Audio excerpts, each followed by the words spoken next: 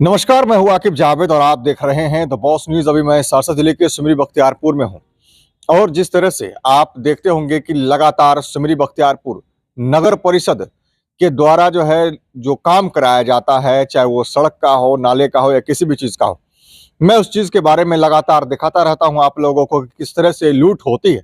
इसी संदर्भ में आज मैं बताना चाहता हूं कि सिमरी बख्तियारपुर नगर परिषद के वार्ड नंबर 7 में परवेज आलम के द्वारा काम कराया जा रहा है सड़क का, जिसकी लागत 13 लाख रुपया है। 13 लाख रुपए की लागत से जो सड़क बन रही है, पहले सड़क की आप तस्वीर देख लीजिए कि ये सड़क 13 लाख रुपए की लागत से बन रही है। अब सड़क में देखिए कि क्या अनियमितता पाई गई है।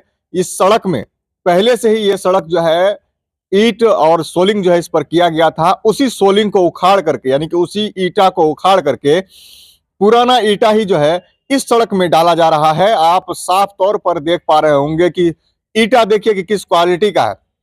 हालांकि सरकार का जो प्रावधान होता है, नया ईटा लगाना होता है, बढ़िया ईटा लगाना होता है और वो जो पट करके रखा हुआ है उसे सीधा करके लगाना होता है, लेकिन ईटा बचाने के चक्कर में उसको पट सोलिंग किया जाता है। साथ ही साथ आप देखिएगा कि पुराने सड़क का ही ईटा उखाड़ करके दोबारा से उसी ईटा को डाल करके यहां पर ढलाई करने की तैयारी चल रही है। इसमें साफ तौर पर मैं निसंकोच होकर के ये कह सकता हूं कि सिमरी बख्तियारपुर नगर परिषद के कार्यपालक पदाधिकारी और जेई का इसमें पूरा पूरा मिला भगत है, जिसके कारण ऐसा होता है।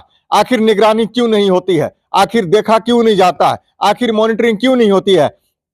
आखिर इतनी बड़ी सड़क, यानी कि ये जो सड़क है, इतनी बड़ी सड़क का सोलिंग हो रहा है, लेकिन उसे देखने वाला कोई नहीं है। आखिर जेई वहां पर रहते या इंजीनियर वहां पर रहता तो क्या ये सड़क ऐसी बनती? क्या ये सड़क इस सड़क में पुराना ईटा लगाया जाता क्या? लेकिन ऐसा बिल्कुल नहीं हो रहा है और यहाँ पर ना कोई जांच हो रही है, ना कोई पड़ताल हो रही है।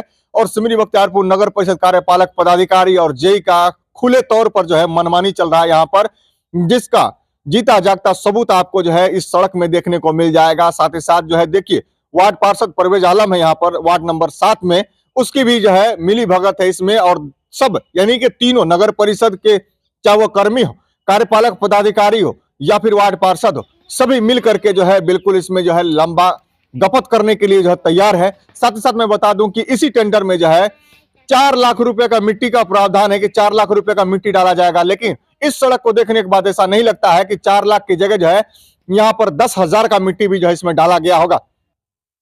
आलम यह है कि इस सड़क को जब आप देखिएगा तो आपको ऐसा लगेगा कि किसी पुराने सड़क पर ही हम खड़े हुए हैं। और सबसे बड़ी बात यह है कि चलो, अगर सीधा सीधा ईटा भी दिया जाता तो कोई दिक्कत की बात नहीं थी। इसमें टूटा फूटा ईटा भी देखिएगा, आप तस्वीर के माध्यम से मैं दिखा रहा हूं बार बार कि टूटा फूटा ईटा भी यहाँ पर इस्तेमाल किया गया है। छोटा छोटा टुकड़ा टुकड़ा भी दिया गया यहाँ पर।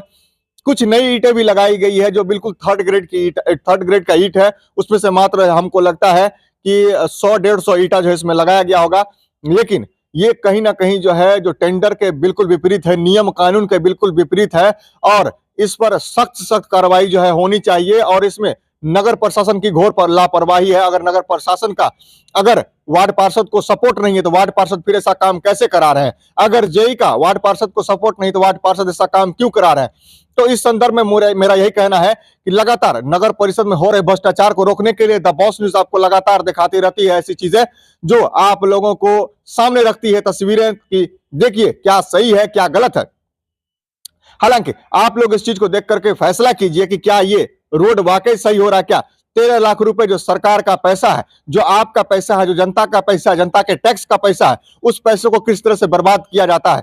हालांकि जब ऐसे ही सड़क बनानी थी तो इससे पहले ही जो सोलिंग किया हुआ था वही सड़क रहने देते। इस सड़क की क्या जरूरत पड़ी थी? इसमें कहीं ना कहीं लूट का बू आ रही है, बंदरबाट का बू आ रही है।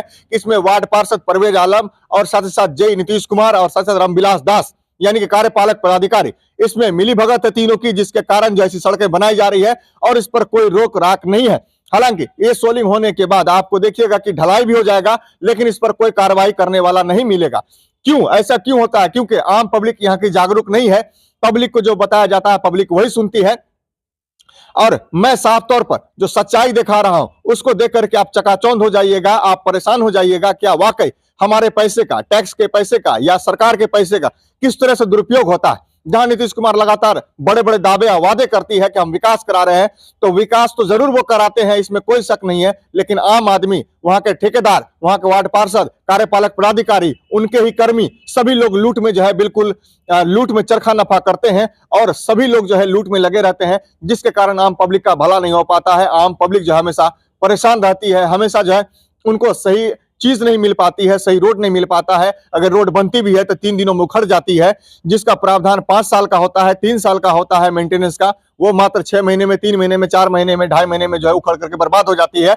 और उसके बाद जो है पब्लिक, जिनको थोड़ी बहुत चिंता होती है, थोड़े बहुत एजुकेशन होता है, वो लगातार इधर उधर का चक्कर काटते रहते हैं और आज तक किसी को कोई देखने वाला नहीं मिलता है। फिलहाल मैं इस खबर में इतना ही दिखाता हूं, लेकिन आगे जब ढलाई होगा उस पर भी मैं चर्चा जरूर करूंगा कि आखिर किस ईंटे पर जो है ढलाई किया गया और क्या किया गया। फिलहाल इतना ही आप समझ लीजिए कि आपके पैसे का लूटपाट हो रहा है और नगर परिषद पूरी तरह से जो है आपके पैसे का दुरुपयोग कर रही है, आपके पैसे को लूट रही है। इसको देखने वाला कोई नहीं होगा। आप लोग को आगे आना पड़ेगा और आवाज उठाना पड़ेगा ऐसे वार्ड पार्षद के ऊपर, जो देखिए सरासर जो है बिल्कुल मिली भगत से, जेई के मिली भगत से, आप कार्यपालक के मिली भगत से, या फिर आप वार्ड पार्षद, तीनों के मिली भगत से किस तरह से आपके पैसे का बंदरबाट हो रहा है। इस पैसे को अगर आपको बचाना है तो आप लोगों को आवाज उठाना पड़ेगा नगर परिषद के खिलाफ, कार्यपालक पदाधिकारी के खिलाफ, जेई के खिलाफ और वहां के स्थानीय जो वार्ड पार्षद है उसके खिलाफ उठाना पड़ेगा। तब जाकर के आप लोग कहीं ना कहीं जो है इससे बच पाइएगा। ऐसा ही खबरों देखने के लिए आप बने रहे हमारे साथ और देखते रहें द बॉस न्यूज।